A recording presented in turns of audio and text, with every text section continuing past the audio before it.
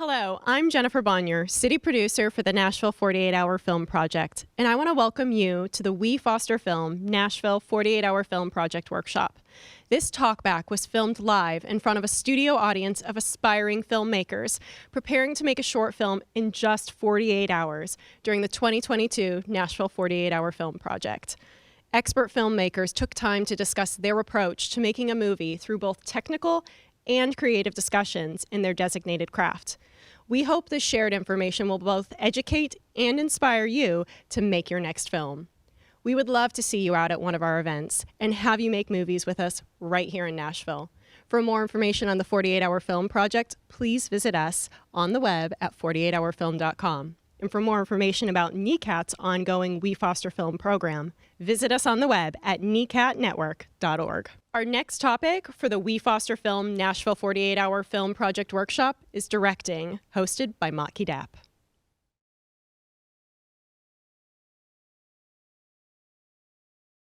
Hello, my name is Motke Dapp, and I am a director, and I'm here to talk today about directing a 48. So a brief history of myself. I did my first 48 in 2007. I won my first 48 in 2009, and I won 5 out of the 10 years I did. I won 5 years in 2 different cities, one in 2016 in Cincinnati. So I've been around the block. I've done this quite a bit, and I love it. I have not done it since 2017. I hope to remedy that soon, but that will not be this year because I have a conflict. But I do want to talk about some of the things I've learned over the 10 times I did it, and we're just going to dive right in. So, first of all, as a director, you want to make sure that you understand the rules, because the first thing they will do is disqualify you if you break the rules. The 48 is a beautiful place to learn how to filmmake. So if you're not a filmmaker, if you're just dabbling, that was me. My first time in, I just dabbled. I just wanted to try it. I love movies. I was a graphic designer at the time. Had just recently kind of stopped doing music, and I wanted to get into the creative aspect of this. And so I had some friends that did the 48. I jumped in. I had no idea what I was doing. It was beautiful and chaotic and lovely, and there was no sleep, and it was everything that you want. But one of the big things is you have to know the rules. You have to know what your limitations are. And so that is a huge aspect of this entire thing. And I heard someone talk the other day, maybe it was in the last tips and tricks thing, but they had on the script, they had all the elements on every single page of the script just to remind yourself of the elements. Because in 2013, we did a film called Sorry About Tomorrow, and we almost didn't get the required prop in the shot. Like, it was barely in the shot. Now, that film was like 12 hours late, so it didn't matter. We were disqualified anyway, but that would have been even worse to not have the prop in there. So always double check that stuff. And remember, you don't have to base your entire story on a prop or a character. They just have to be there. It's basically kind of a way of keeping filmmakers honest. So, but they still have to be there. What that does is that helps them not make sure that you've not pre-filmed everything. So that's kind of the big thing. So this next thing, surround yourself with people that are better than you. This is directing 101. Find people who are better at everything than you are. You, as the director, if that is the thing that you do, you are basically the herder of cats, and you want to have the best cats on your team possible. And it doesn't matter what size team you have. Like, if you're a team of 4, make sure that those other 3 are really, really good and way better at you than the things, because you can't be doing everybody's job unless you're doing a 1 or 2 person team, which kudos to you. But if you have like a 5 to 40 person team, you want to make sure that your organization and the way that you do things is what drives everything, and not that you are doing everybody else's jobs. Work hand in hand with your producer or creative partner. They're there to help you execute your vision. So if you do have the luxury of having an amazing producer or an amazing writer or whatever it is, work with them, like collaborate. 2 heads, 3 heads, 4 heads are better than 1. Now that doesn't mean you need 25 people trying to all be directors at the same time. That's chaos. But try to, if you can, find a person who's going to be super awesome and help you carry the weight of the entire production. That has been vital to my success, and I think it will be vital to your success as well. Understand the strengths and weaknesses of your cast. This one is super important, and has been incredibly important for me, and I can give some examples, but essentially, if you know that you have a bunch of really funny people on your team, don't attempt a drama. Even if you draw it, do a dramedy. Like, lean into the strengths of your cast and know that if they are not funny, don't try to write them a bunch of funny lines, because part of actors' magic is the magic that they bring, and they're there for a reason. They're either there because you're excited to work with a friend, or they're there because you've seen them in something else, or they've maybe expressed interest in doing it. And the 48 is such a great place to experiment and to try new things. We'll talk about that a little bit later. But part of that with actors is just finding actors who will, if you can, look and feel like they belong in the same universe. And if they don't, then play into that as well. But play to their strengths. Know them. Do research on the actors. Watch their previous things and go, oh, wow. When this person, does this thing, they are amazing. We should make sure that we lean into that when we do the writing. So, like all things, the more you know about everybody on your crew, the more you know about the locations you have available, the more you know about everything that you have available to you, the better you will be able to execute, and that is especially true when it comes to actors. So this goes beyond the 48. This is just kind of film 101, but establish a clear set hierarchy. You're the leader, and your department heads will run their departments. So if this is especially important if you have a team of 15 plus. You're going to want to make sure that PAs aren't coming up to the director in the middle of the shoot and saying, hey, I've got this great idea. Because you only have 48 hours. Like, the great ideas are already in play. They're already in motion, And as long you need to establish that set hierarchy as soon as possible, because that's just going to help you run your set more efficiently, and it's going to allow you to get more done. And that is the name of the game in the 48, is getting as much done as you can in the teeniest amount of time possible. So, yeah, that one's, and that's important in all filmmaking.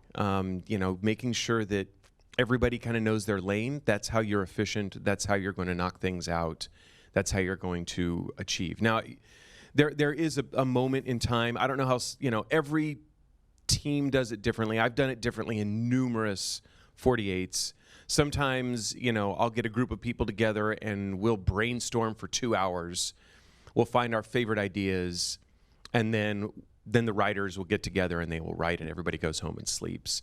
Sometimes there's been a couple times I've done it where the whole team is writing. I do not recommend that. That is what we call chaos. And you'll be very sad if you do that. Unless you have a team of 5, and then that's great. Like all 5 of you just jump in and do it. But if you have a team of like 20 plus, that's chaos. There's been some years that we had one writer and that was it, and that was interesting. So there's no real way to do it, especially if this is like your second or third time doing the 48. Look and see what you want to do, and try to do that thing. Sometimes I've gone into it with, I want to make sure that one year I wanted to work with 7 actors. I was like, can I effectively work with 7 actors in one thing? And that was just kind of a challenge I put on myself. Yeah. Oh, and that was it. Opportunity to do something new. I did that organically. That wasn't even real. So yes.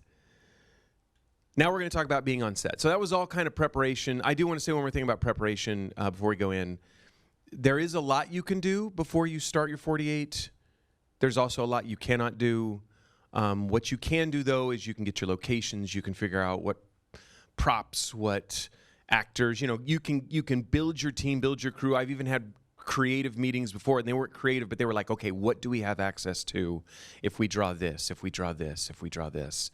And it wasn't creative, it wasn't writing, it was just, what do we have? That is something you can do, and that allows you, when you get into the writing room on that night, to just go, we can't do that because we don't have 25 horses. Oh, yeah, that's right, we don't have 25 horses. So, something to keep in mind. So now you're on set. If you're not writing and you have a writer, bring your writer on set, because something might come out of someone's mouth weird. Work with your writer and go, hey, this line's not working. Let's workshop it real quick and let's come up with a few things. Sometimes your actors are going to have ideas. They're going to say, hey, can I say this differently? My recommendation is give your actors freedom to tweak and make it feel right and smooth coming out of their mouths, unless it is the given line. They have to say it word for word, verbatim, the way that is. So, communicate with your entire team. This is one of those things where you might want to stop production 2-3 times during the thing and say, hey, we're taking 3 minutes. Things are devolving to chaos, or we have a lot of people freaking out. As the director, you're there to kind of calm and guide the experience. So and we'll talk about this a little bit later. The calmer you are, that's going to convey to your team as well. Be prepared to make split-second decisions that you'll have to live with forever. I remember I made a film in 2015 called Everyday Yeti, and I remember my wardrobe magician, she walked up to me and she said, do you want Yeti to wear this or this? And I go, this. And she says, great. That was it. That was the outfit that character wore the entire time, and you have to live with that thing. So remember that. I would also recommend you don't have people in shorts. If you watch TV and movies, most of the time you don't see people in shorts. So even though it's summer, try to avoid filming people in shorts. It's gonna kind of lower your production quality a little bit. Just throw some jeans on them; they'll be fine. So that's just a little side tip. Collaborate. You brought people on to be part of your team, so trust them. Trust your DP. Trust your writer. Trust your wardrobe, your production designer, whoever these people are. Hopefully you've already had conversations. You already have a vision. You already kind of know, you've established this is the vision. And as long as you're all on the same page, let them run with what they do. That's their job. You don't have time to do other people's job. So find people you trust and then trust them. Consider getting a field editor for your team. This is if you have a larger team. Even if you don't, if you can have your editor already on set with you, kind of working through the footage as it gets done. And they don't even have to be on set, but we would run footage to our editor and they would edit as we went throughout the day. So that way, when we got done filming, half the film was already edited. And so I would go to the editor's house and half the film's already done. We would watch it. I'd be like, man, we are on track. We're doing great. Here's a tweak. Here's a tweak. I'm going to go take a nap. So if you can have that already be in the process, you're going to save yourself so much time. Keep an eye on the clock and have an AD if possible, assistant director. Assistant director is there to help keep you on time, keep you on track. But watch that clock, because there have been numerous times that we have filmed for 17 or 18 hours, and it's a lot. Sometimes that's just the 48, but if you can avoid those things, that's going to really help you. And have fun. I mean, you're making movies, right? Just enjoy it. If you're enjoying it as the director, other people will enjoy it more. If you're grumpy and yelling at people, no one's going to have fun. Have fun. We're making movies, right? Now let's talk about post-production. So as the director, post-production is still a huge vital part of what you do. You are still, leading and guiding everybody, right? So like I said earlier, if you can get a few hours of sleep, great, but make sure that things are good before you take that 2 to 3 hour nap. Make sure that, I I remember the last 48 I did, which was 2017, the new Mr. Princess. I went and checked in with my composers. I went and checked in with my sound designers. I went and checked in with my editor. I slept in the same house where my editor was editing. And I just made sure everything was moving in a really good direction. All those people got more sleep than I did. So I just, oh man, I love this. Hey, can you do this instead? Hey, like your composer presents you 4 tracks. Once again, you got to make the split decisions. This track's the one. Let's go. And then they can vamp on that. So do all those things. Go take your power nap. Get an editor. I mean, if you have the luxury where you don't have to direct, write, and edit yourself, some people don't, but if you have that luxury, get an editor. That's going to help you to have that second set of eyes, that second brain looking at what you've done, and they'll see things that you didn't see on set because they weren't there, and we had so much fun, and we made this great memory, and they're like, I don't care, it doesn't work in the story. Let's cut this and do this instead. And you're like, oh, yeah, that's what we need. Great. Check in with all your departments. I already said that. Let your team speak in post, but drive the conversation. I think this is pretty vital because once again, everybody's exhausted and everybody's going to have big ideas, but sometimes someone has to just say, no, we're calling the film this, and this is the title, or whatever it is, right? Like, so sometimes whenever everybody's wallowing in indecision, the director needs to be the one to kind of say, no. This is what we're doing. And it's not a jerk thing. It's just a managing chaos thing.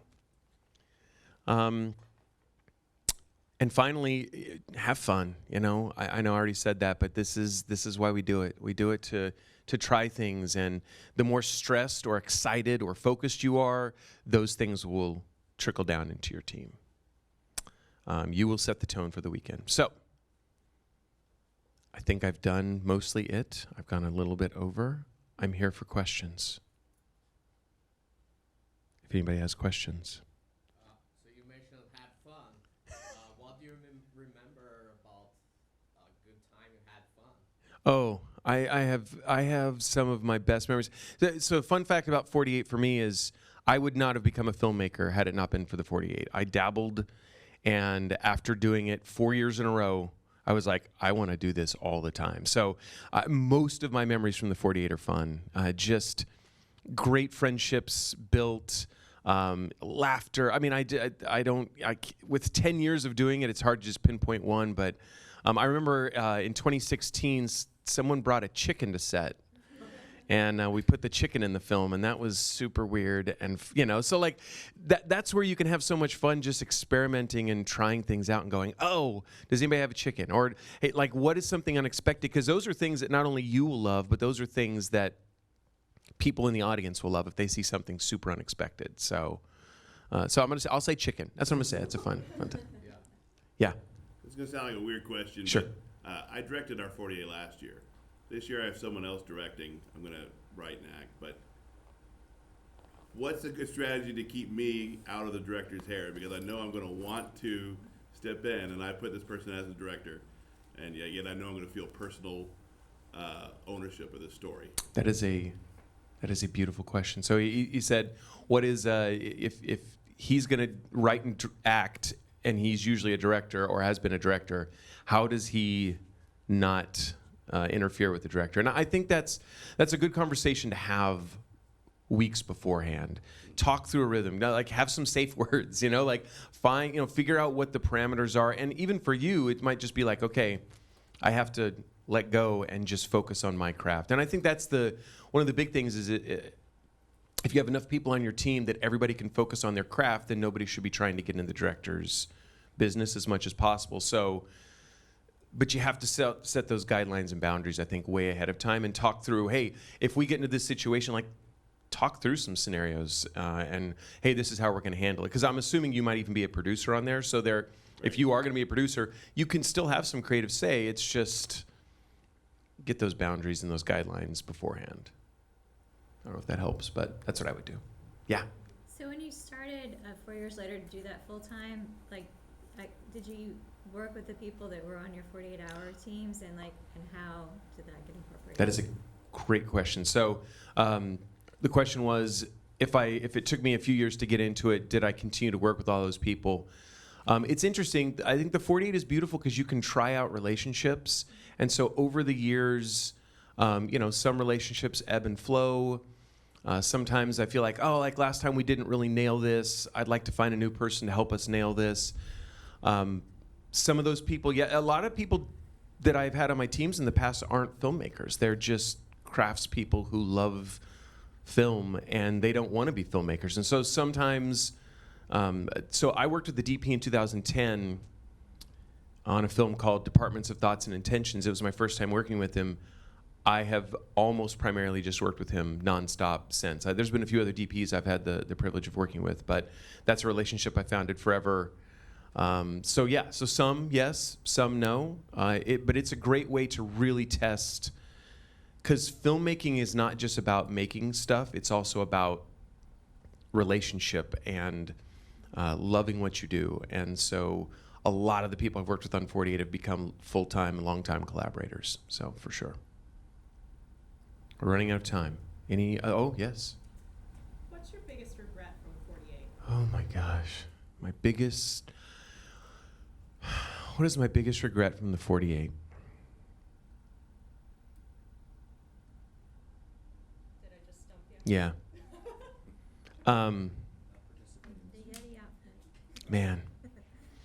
Or not even a regret, but just something that in hindsight you wish you knew. Maybe from one of your first ones and something that you've implemented since you've competed so many years. Yeah. I think sometimes, this is going to be a weird answer maybe. Sometimes I'm overambitious. No, I'm always overambitious. That's part of my personality apparently. Sometimes when we get an idea that we like, I always try to go, how could this live beyond this? And I fret and think about too much of like, there's a bigger story here. How do we flesh this out right now? You don't. Just focus on that film. That film deserves your full attention. It hasn't fully hindered me, but sometimes I go, I feel like we were trying to set up something bigger for down the road when we didn't have to. Like, just live in that film. Let that film be a single child that you're birthing into the world, and let it be that thing, because there's a lot of people that might be on that crew, and this is their one time. And that's the other thing is, like, make sure that everybody's having an amazing experience, because some of those people, this is going to be the only film they ever work on, potentially. So let them have an amazing experience, like, that is a big part of what we do, is have amazing experiences. I need to think more about that. I can't answer it now, but now my brain is like, regret. I will say this, though. I don't have a lot of regrets, luckily, because it's just been an amazing experience, and I love it, and I miss it. I haven't done it in 5 years. So, yeah, last one. What's the most important thing for a music producer, for a composer to know? I love this question. Yeah, I love this question. So, what is the most important thing for a music composer to know? I've worked with numerous composers on 48s. This is what I'll say about that. The best experiences I've had is we've been filming all day. Like, so I have conversations. I'll call my composer the night of. Hey, we've got this genre. We're doing this. We're doing this. This is the story. I want you to start thinking about this. I'll sometimes make playlists before we even go in. I'll make a bunch of playlists, and then I can reference that playlist. So I'll put, like, here's a bunch of horror music. Here's a bunch of quirky music. Here's a bunch of whatever. Here's cinematic. So as a director, I will say, hey, and then I can reference it. I can go, okay. You know that playlist I made that we talked about? Do something in the vein of this, this, and this. And then for you as the composer, you can go, okay, I'm going to try to make something for me. I'm going to make something for the director, and I'm going to make something that I think fits the tone. Having like 2 or 3 different options, and then letting the director come in and go, that's the one. Doesn't matter which one it is, you've done an amazing job, because if you got the director excited about one of the 3 or 4 pieces you made, and then that gives you the rest of Sunday to hone and tweak that. Does that help? Yeah. Okay, great. I think we're out of time. So, is that good? Okay, great. Thank you so much, everybody. I really appreciate it. I wish you all the best. 48 yourselves into oblivion. Thank you so much.